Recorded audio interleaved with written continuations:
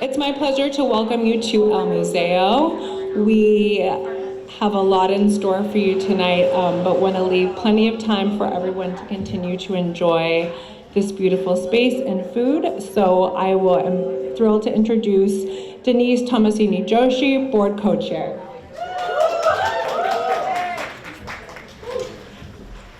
Hello everyone, buenas noches, buenas tardes, ¿cómo están todos? I'm gonna try to prevent a little bit of the feedback here. You can all hear me? Yes. Thank you. Thank you so much for being here tonight. I realize that it's a little bit of a dumpster fire of politics out there in the world, and for us to come together today to celebrate our brown selves, our indigenous selves, our black selves, our queer selves, our unapologetically pro-abortion, anti-violence selves is just really a form of resistance. Thank you all so much for being together in this fight. I am, as Liz said, the co-chair of the board of the Fundación de Mujeres en Puerto Rico. I am the chair in the diaspora, and we have a co-chair in the island. And the way that the foundation was created was to try to leverage the power of the women in the diaspora and the women on the island as well. So our board tries to be 50-50, and we owe this wonderful way of operating to 8 women, 4 in New York, 4 in the island, who decided after Hurricane Maria that it was too much that there wasn't a particular foundation dedicated to gender issues in the island, and that we really needed feminist philanthropy to deal with some of the issues that we saw arising out of the hurricane. Women are most affected, women are subject to the most violence in the island, and women receive the smallest portion of funds. So when we're talking about gender diversity and we're talking about LGBTQ population, we're talking about women in the island, really we receive such a small part of the philanthropic funds, and we wanted to make that difference. We wanted to try to leverage what we could to help people in the island. And our feminist philanthropy isn't just about giving money, it's also about helping and building and collaborating and listening and trying to figure out what it is that people need. So a lot of what we do on a day-to-day basis is not about just handing the money out. It's also about asking people, what do you need? What would be helpful for you? Do you need a financial literacy course? Do you need some help with your website? And we listen to what people need, and we try to find, and we try to mobilize, and we try to help people survive this very oppressive moment that we're living. And again, that survival alone is resistance, and it's what we need right now, and that is why I am so proud to be part of this foundation, and why I'm so proud to introduce you to Veronica, who really has just been a gem. We are so lucky to have her. Nobody dare offer her another job. I will have to fight you. I'm just kidding. She's truly just an amazing human being, an amazing executive director, and she has a vision for what the world could be that I think that we can all get on board with. So I introduce her to you now. Thank you all so much again for being here tonight.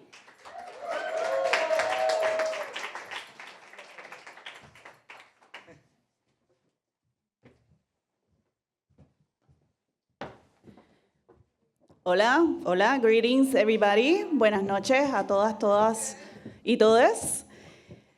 Gracias, Denise, for the introduction. Like she said, I'm Veronica Colon Rosario, and I am the Executive Director of the Fundación de Mujeres en Puerto Rico. For the past 3 years, I have had the honor of serving as the first person in this position for the foundation. As Executive Director, I'm proud to stand before you today in a moment of celebration and joy, something we're all striving to hold on to these times. More than anything, I'm honored to present the work of love that drives us forward. Throughout the years, I have had the privilege of crossing paths with true heroes, a lot of whom are here with us tonight. And before I continue, I would like to take a moment to thank the people who made this event possible. To my amazing board of directors, whose guidance and unwavering support from Puerto Rico, New York, and other parts of the diaspora have been instrumental. to my incredible team in Puerto Rico who are running the show while I'm away, and to Ellen Canfield, the event manager. Your dedication turned this vision into reality, and your hard work has made this evening as beautiful as it is meaningful.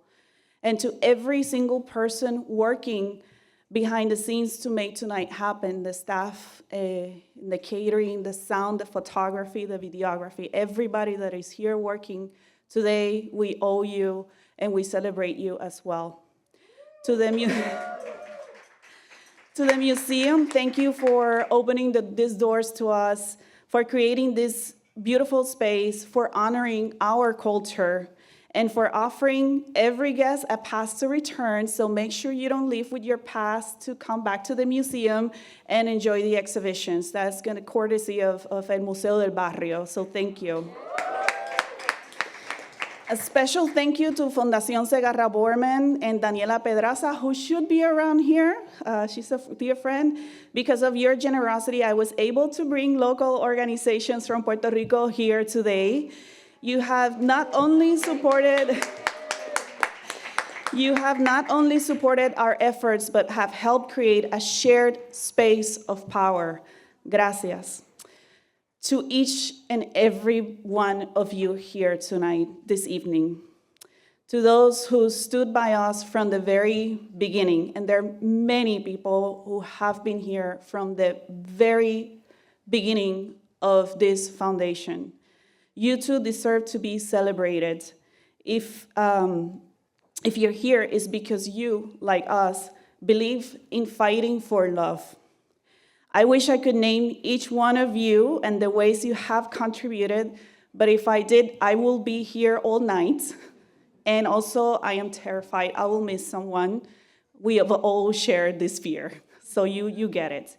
And last but not least, to Fundación Chanel.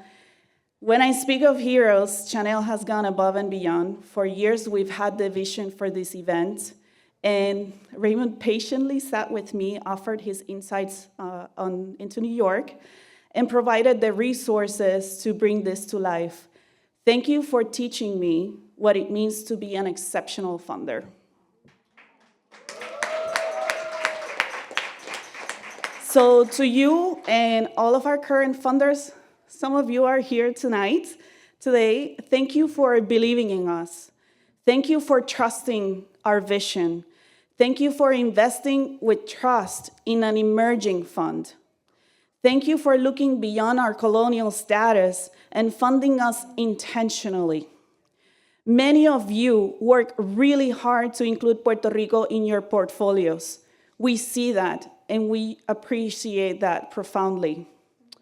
We're here today because we dare to do something different, something that is now under threat.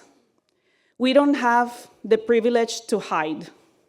We cannot stop, because it is the very communities that we serve that are being threatened, and lives are at risk.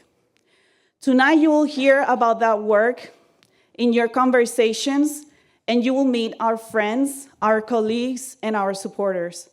Please take a time to look around. Among us here tonight are other women's funds. I know the Haitian Women's Collective is here, Vida Afro-Latina, Women's Fund of California is here. I haven't seen anybody else, but at least I remember those three. And we also have the Women's Funding Network here. We have some people from the Women's Funding Network. Please approach these people and ask them these questions. Why is it essential to see women's funds as allies in times of crisis? How can we work together to reach the most marginalized and underfunded communities? Because we can do that. And we can do emergency funding. And we fund in intersections. We give operational funding. And we work in community and in solidarity. When I stepped into this role, I had no idea that I will gain not just colleagues, but lifelong friends and fierce allies. They're more than partners in this work. They're my siblings in the fight. And together, we will make a difference. In our conversations, I hope you feel the love of this work and carry it with you when you return home. But today, because of who we are and because I don't pretend to represent the voices of the gender equity work in Puerto Rico, I wanted to hear the stories and the experiences from las voces isleñas, the people from the archipelago who are at the forefront of the fight. My job is hard, theirs is harder. I want to give a space to these fabulous people that we brought so they can tell you who they are and what they do in Puerto Rico, and then I will close the conversation. We're gonna start with Coralis. Yay, Coralis! Thank you, Veronica, and thank you to the Fundación de Mujeres en Puerto Rico for elevating our voices and getting us here. Your work is amazing. Thank you. Hola, mi nombre es Coralie León Morales, and I am the president of the board of directors of la Red Nacional de Albergues de Violencia de Género, or in English, the Puerto Rico Gender-Based Violence Shelter Network. We were created to foster solidarity and a collective response to circumstances that impact survivors and the shelter ecosystem in Puerto Rico. We have been doing this work for 13 years. And we are comprised of 7 organizations and 9 shelters. We have 2 initiatives that I want to highlight today, our emergency fund and our advocacy work. Our emergency fund, called Collective Support, or in Spanish, Nos Sostenemos, aims to provide shelters with the necessary resources so they can better respond to natural disasters like hurricanes and earthquakes, and also human-made disasters like budget cuts and uncertainty in funding. We have been able to provide support in the past via the fund to respond to Hurricane Fiona in 2023. We also have an advocacy initiative to get shelters recognized as essential services in Puerto Rico because they're not up until this point. And in Puerto Rico, we have been doing this work for 45 years. So we want to help shelters to be recognized as essential services, and for the development also of a continuing fund that guarantees recurring resources. So the emergency services that they provide are not interrupted under any circumstance. Our member shelters do life-saving work in Puerto Rico, and last year they impacted 589 survivors and their children. So for us, this number is very important because when we see an all-time high in femicides in Puerto Rico, these are 589 lives that we didn't lose. These are women that are saved. These are children that didn't lose their mothers, and these are families that didn't cry their daughters. So the work that they do is essential for protecting their life and providing the support needed to start healing and building a new life free of violence. We recognize their dedication and the conditions in which they have to do their work in Puerto Rico with a lack of funding and an excess of uncertainty. Nonetheless, they have persevered in their commitment for 45 years, and nothing is going to stop us. A sector mostly led by survivors, for survivors, shelters represent a beacon of hope in the life of survivors and children fleeing violence in Puerto Rico. Apóyennos a sostener espacios de libertad. Thank you.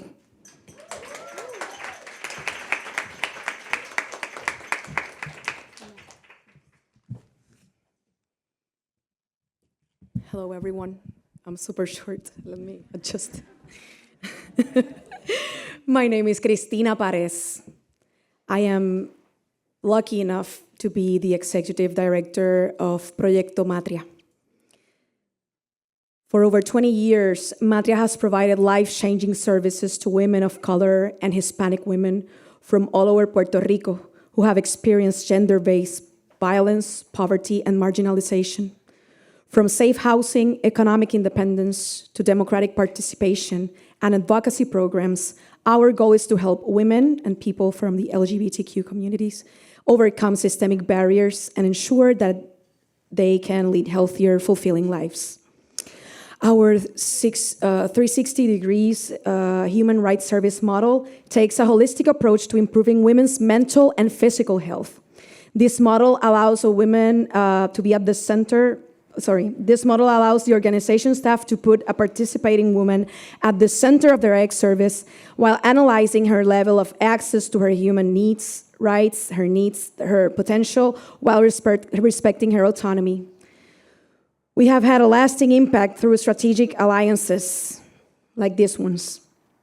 Partnering with over 35 organizations, we leverage Our leverage was to drive impactful change, enhancing our direct services and advancing activism and public policy efforts to address health disparities, economic opportunity, and social justice for women.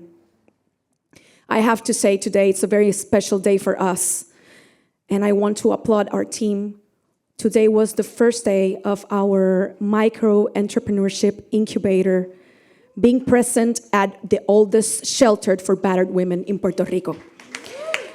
We are going to provide seed funding for these women who are survivors, and we know this will change lives and make lives longer and will reduce femicides, we are sure.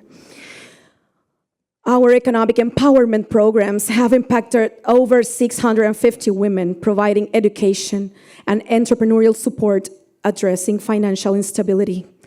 By helping women achieve economic independence and with appropriate support, we can address the social determinants of health that women face. Through our 24/7 helpline, which was established as a response during COVID-19 pandemic, we have served more than 6,000 calls, saving lives by performing lethality assessments, safety plans, and coordinating relevant services such as healthcare, emergency shelters, legal services, and more. And this wouldn't be possible without the partnership of some of the allies we have here. And our community-informed approach makes us unique in the way we serve women through La Ruta de las Mujeres. We have influenced women's rights policy in Puerto Rico. For the 2024 electoral cycle, we held 15 in-person assemblies in 15 municipalities across Puerto Rico. These workshops gathered diverse groups of women who presented their proposals, which were widely disseminated and publicly discussed, made possible a Puerto Rico-wide intersectional discussion on women's topics concerning social determinants of health. Health disparities such as healthcare, caregiving implications, food sovereignty, housing, economic development, education, and safety. And this year, for this electoral cycle, this was fully funded and made possible by the Fundación de Mujeres in Puerto Rico friends we have. They even helped us, and we still have some funding for more than half this year for part of the operation of La Ruta de las Mujeres, because we know that women's rights must be defended during our whole lives, not just in the electoral year, and then made it happen. And in Madria, we're so proud of what we do. Our history supports our motto, service without activism falls short. Thank you very much.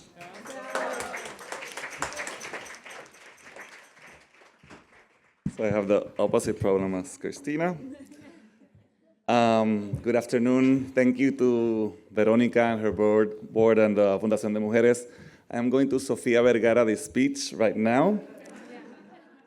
So good afternoon. My name is Miguel Vasquez, and I'm the Executive Director of True Self Foundation. I am super thrilled to be able to talk to you in a couple of minutes of what we're building here in True Self.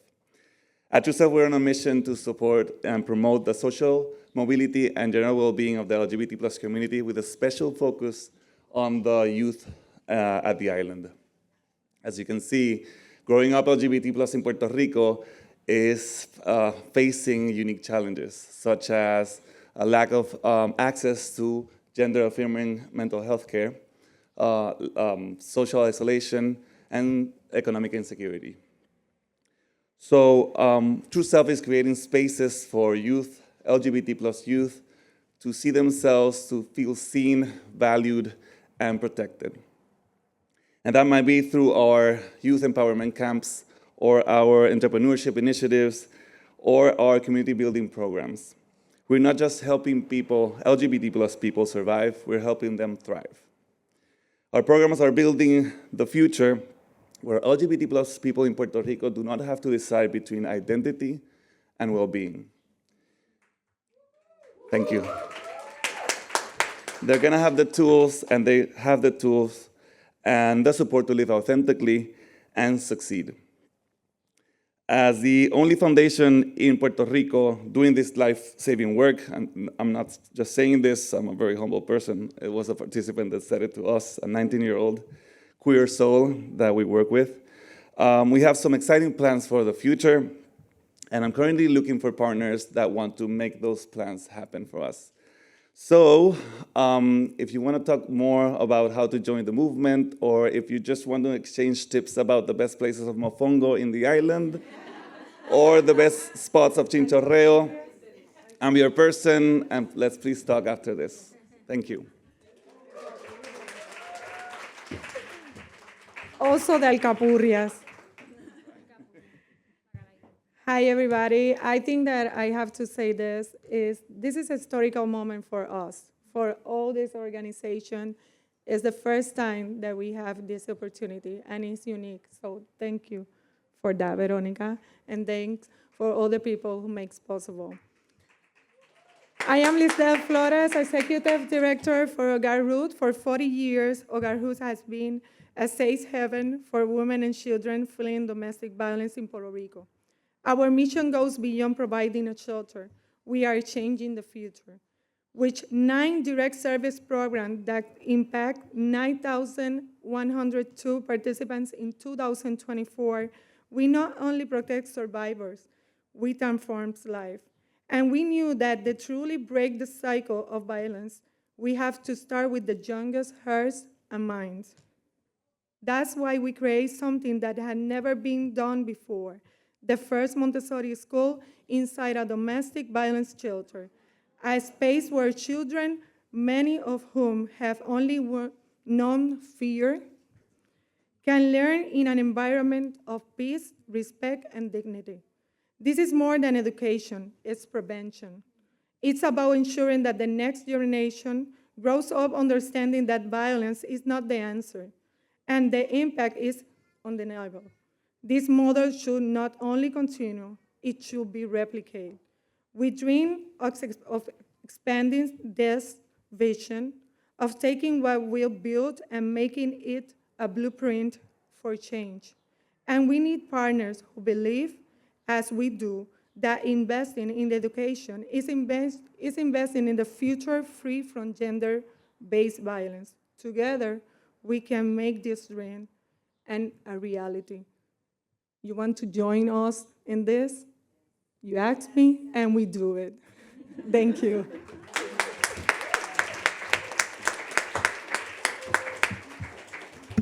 Ahí. Hola a todos. Voy a sacar esto de aquí, ¿es posible? Mi nombre es Cari Claudio Betancourt. Soy la directora. I'm the director of La Tejedora, or the Weaver in English.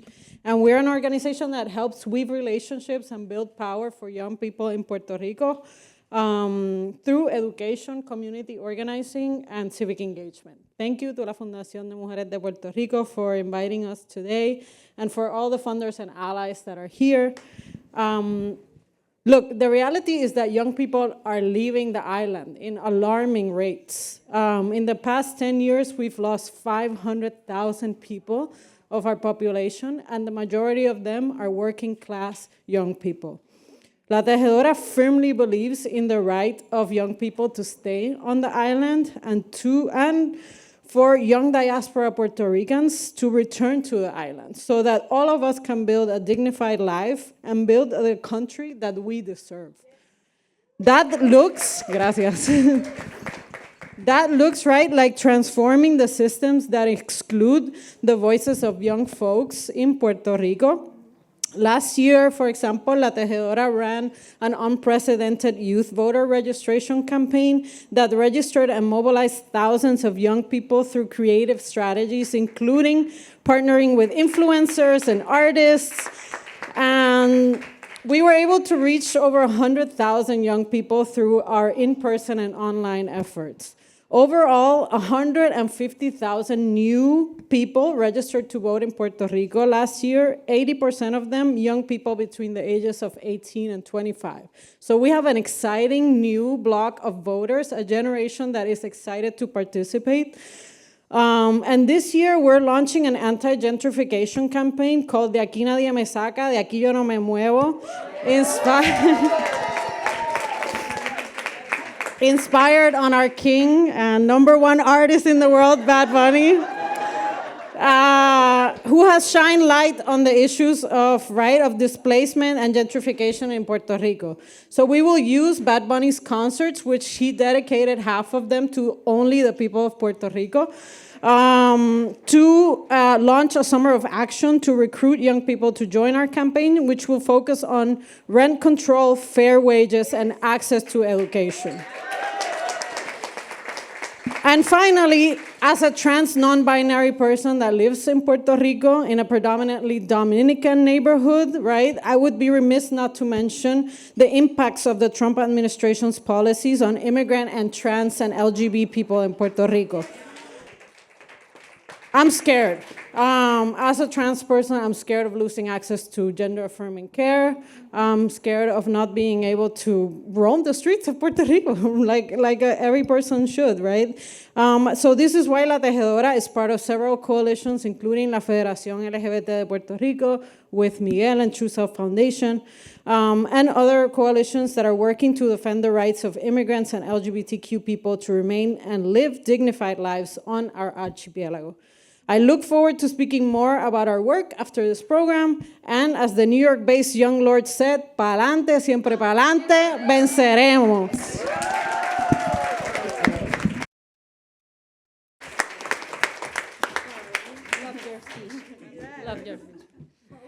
Yeah. Hello, my name is Stephanie Figueroa, and I'm the Executive Director of Observatorio de Equidad de Género. I'm very grateful for being here, and I know that you know, but these women are the best. We are very grateful for Fundación de Mujeres, Verónica, and her team. Imagine a society where every woman, girl, and transgender community can live without fear of violence.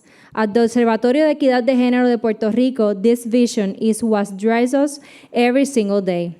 Our story began after Hurricanes Irma and Maria, as the gender violence increased and the government data and action fell short. We knew something has to change. Out of the necessity, a coalition of feminists and human rights activists came together to create something powerful, a tool to expose truth and demand accountability. We became the first organization initiating the first ever monthly reporting of feminicide, transfeminicide, attempts of feminicide, and disappearance of women, girl, and transgender individuals. But our work extends far beyond data collection. It's about impact. Over the past 5 years, our research and advocacy have transformed lives and shaped history. We have been instrumental in advancing groundbreaking legislation like 2021 law that typified feminicide and transfeminicide, and we were part of gender violence state of emergency declaration. And yet, the challenge remains immense. Puerto Rico has one of the highest rates of feminicides in the region, and with political dynamics questioning the reality of gender violence, our role has never been more vital. We stand as a beacon of accountability, ensuring this issue cannot be ignored. Our reach goes beyond borders. We are part of the Red Latinoamericana contra la Violencia de Género and contributors to the Mapa Latinoamericano de Feminicidios. Our work is referenced in over 45 countries and has been showcased in international media forums from Chile to United Kingdom, from Venezuela to United States. But here's the truth, we cannot do this alone.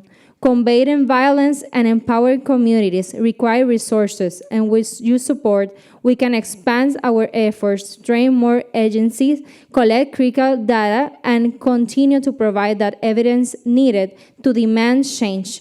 Together, we can ensure that gender violence is not acknowledged, but eradicated.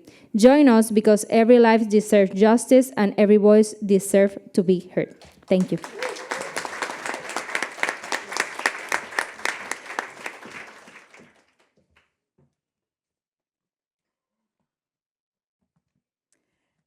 Good afternoon. Okay. I know you have heard many stories today, but I ask for 2 minutes to imagine something. a woman arrives with her children in her arms, running from a bus. She has no money, no family to support her. She only has fear and hope. My name is Gloria Vasquez, and I am the Executive Director of Casa de la Bondad, an organization with more than 31 years providing safety and new beginning to women and children escaping from domestic violence. The crisis is real. 1 in 3 women in Puerto Rico has been victim of domestic violence. In 2023, emergency calls for gender violence increased by 62%. In the most critical, 70% of survivors who arrive to our shelter have no financial resource to support network.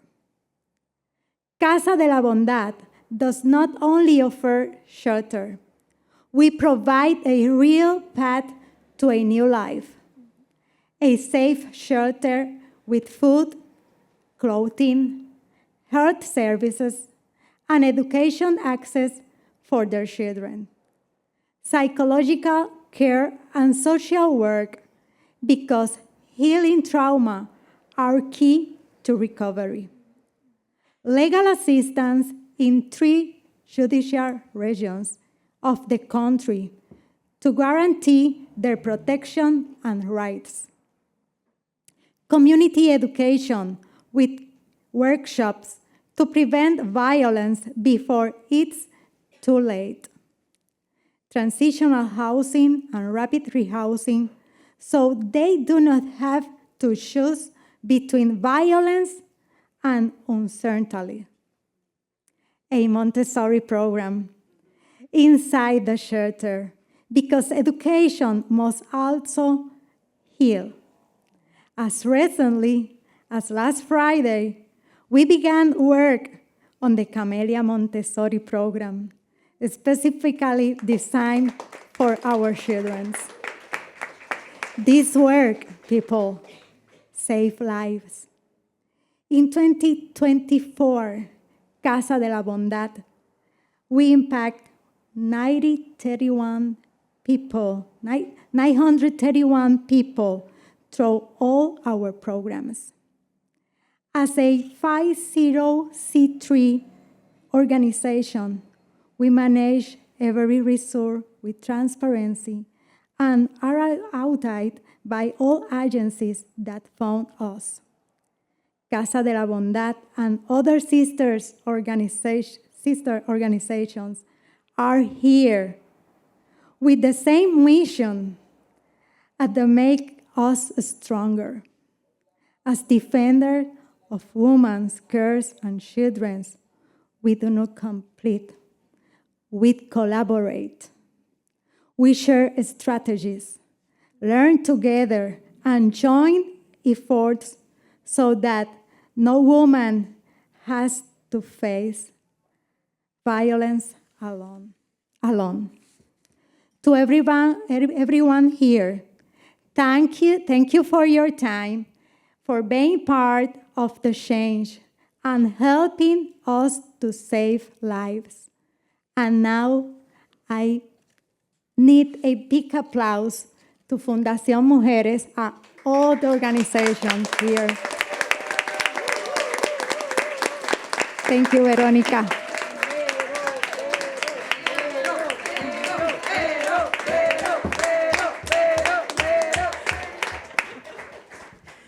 Yeah, people don't believe this, but I'm very shy. I don't like being the center of attention, but I keep falling for it. But they are the stars. And I really thank you so much for taking the time to listening to these stories. Now you can see why I love this work so much. I wish I could have brought more people, perhaps next year. And this is a dream of mine because Puerto Rico has been so invisible in these spaces for so long, for too long. And at least I can support in every way I can, because we're not big. We're a small foundation of 5 years old, but I am very problematic, you know. ¿Para qué me invitan si saben lo que voy a decir? So I like to put myself in situations where I do tell people, you know, don't forget about Puerto Rico. And when people tell me, well, you know, it's Puerto Rico, I don't know where to put you, I'm like, I'm going to tell you where it goes. So I'm going to close this. Thank you again for being here. I was at 5 p.m. I was terrified that no one was going to show up, and then this. So thank you. And I'm going to end this conversation quoting a part of a song that I really love and that has been playing in the background. Canción Sin Miedo is a song that it was developed in Latin America from our sisters who have endured this fight before and continue enduring this fight. And the Canción Sin Miedo, it's very beautiful. I recommend you to look at it, but don't do it here because you're going to cry. And there is a phrase that says, y que retiemble el centro de la tierra al sororo rugir del amor, which translates as, and let the center of the earth tremble at the sisterly roar of love. This is a work of love, a love so powerful, it shakes the center of the earth. This is why it is so feared. This is why we're seeing these reactions. This is why we're feeling the backlash, because it is powerful. It just needs funding. So we must hold on to it as hard as we can, and we must hold on to joy, because they want to take it from us, and we're not going to let them. We can't do this alone. There are many ways you can support this work. That can look like an online donation. The one-pagers that you'll see around have a QR code. You can online donate to the foundation. But also, and you can donate, there's many options. We have PayPal, Venmo, check, everything. I have given you all the options, even your DAF fund. So if you have a donor advice fund, I can do that too. But that's not the only way. By sharing our work with other colleagues and connecting us with gender equity champions anywhere in the world and people who want to support Puerto Rico, you can have a real impact in our work. It's not always about the money. Networks are equally important. Please join us. For now, enjoy today. My last call of action is to have fun. Eat dos alcapurrias, por favor. Drink, talk to everybody, and please come find me if you want to talk more about the Fundación. Thank you again for being here today.